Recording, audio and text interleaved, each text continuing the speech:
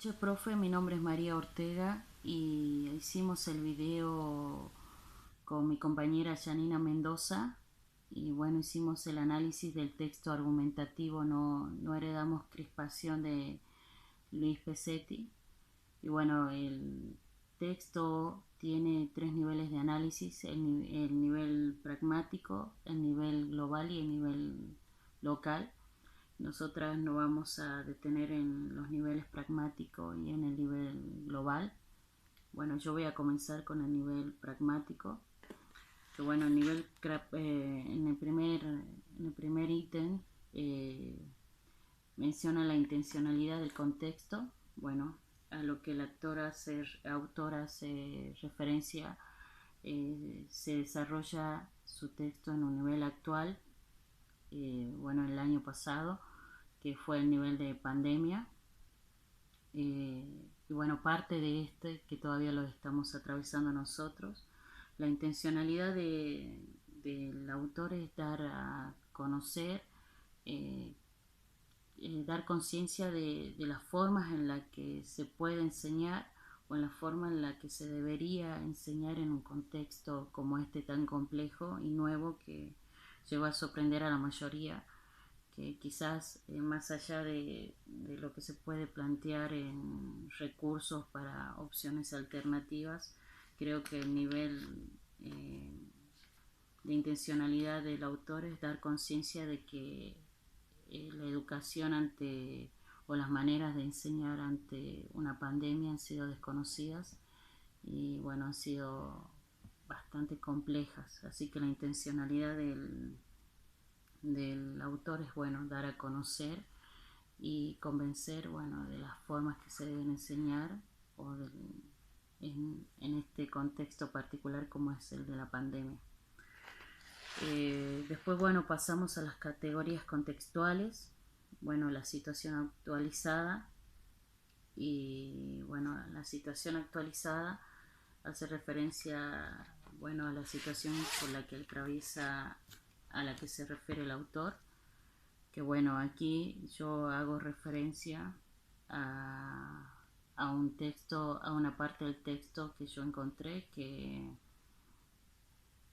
dice: como trabajo para niños y fui docente, siempre me imagino con alumnos en esa medida de lo público.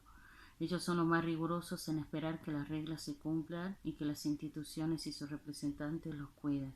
Entonces, ¿qué le diremos frente a este despliegue de desconcierto y desencanto en medio de la pandemia? Y bueno, ahí es donde él ubica la situación actualizada, que sería, bueno, como ya lo estuvimos mencionando anteriormente, lo que es el nivel de eh, la situación que se vivió, que es la situación en la educación en el tiempo de pandemia. Bueno, después hace referencia al contexto, al objeto de estudio, que bueno, el objeto de estudio claramente está marcado, hace referencia todo el tiempo a lo que son los niños, a, es el principal objeto de estudio del autor, hace referencia a ellos como inmigrantes en el tiempo, a cómo a través del tiempo los alumnos han sido protagonistas, pero desde diferentes puntos de vista. Y bueno, para nosotros es el objeto de estudio, para nosotros principalmente es, bueno, son los alumnos, son los niños. En varias partes de lo que es el texto hace referencia a lo que son los niños, a la forma en la que se lo debe enseñar y cómo se está enseñando. La postura es de que en algunos momentos son descuidados, por eso es que habla de heredar crispación. Y bueno, como lo mencionamos, el objeto de estudio son los niños. Protagonista o proponente, bueno, es claramente Luis Pesetti, que es el autor del texto. Y bueno, continuamos con el punto de vista o tesis, que bueno, como se mencionó varias veces en clases, que bueno, se encuentra al final del texto.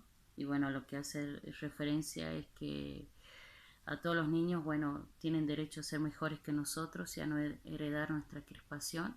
Esa es la tesis del autor. Bueno, lo que hace clara referencia de que se debe hacer hincapié en buscar soluciones, en especial particularmente lo que se está viviendo en la época de pandemia, desde diferentes modos de vista, para que los niños, tanto como los que están atravesando ahora este contexto y los futuros niños que se encuentran en diferentes problemáticas, no hereden las crispaciones y puedan llegar a ser superiores en un nivel de autonomía, de pensamiento y de confianza, que es lo que muchas veces no se logra a través del tiempo, ya que eh, en algunos niños la educación siempre se encuentra limitada de acuerdo a lo que los padres pueden ofrecerle. Y bueno, esa sería la tesis del autor, que en este caso se encuentra al final del texto. Bueno, la estrategia que utiliza del autor es una estrategia deliberada, ya que, bueno, como lo mencionamos, lo acabamos de mencionar, la tesis se encuentra al final. Y bueno, me olvidé de la intención argumentativa. Claramente en algunas partes del texto hace referencia política y bueno, ahí es donde él está marcando su punto de vista. Bueno, eso sería el análisis del nivel pragmático y ahora mi compañera continúa con el nivel global. Bueno, profe, siguiendo analizando el texto de Luis Pesetti, bueno, yo explicaré el nivel global. Bueno, comenzaré explicando las categorías estructurales. La primera tenemos a la tesis. Bueno, en este texto sería: todos los niños tienen derecho a ser mejores que los adultos y a no heredar la crispación. Luego tenemos las premisas. Bueno, en este caso nosotros elegimos un argumento que sería: a eso tienen derecho a ser mejores que nosotros, a no heredar la crispación. Bueno, de este argumento sacamos tres premisas. Los adultos tienen crispación, los niños pueden superar a los mayores y los adultos pueden heredar crispación. En conclusión, tenemos: todos los niños tienen derechos. Luego tenemos los argumentos que apoyan esta tesis, que elegimos dos. Cada sociedad tiene reglas e instituciones para no empezar de cero cada vez y que no se decida por la ventaja o la fuerza. Pero no hace falta una gramática propia para tener libertad poética. Luego tenemos los ejemplos. Bueno, en este texto tiene dos, que bueno, estos ejemplos apoyan a una generalización.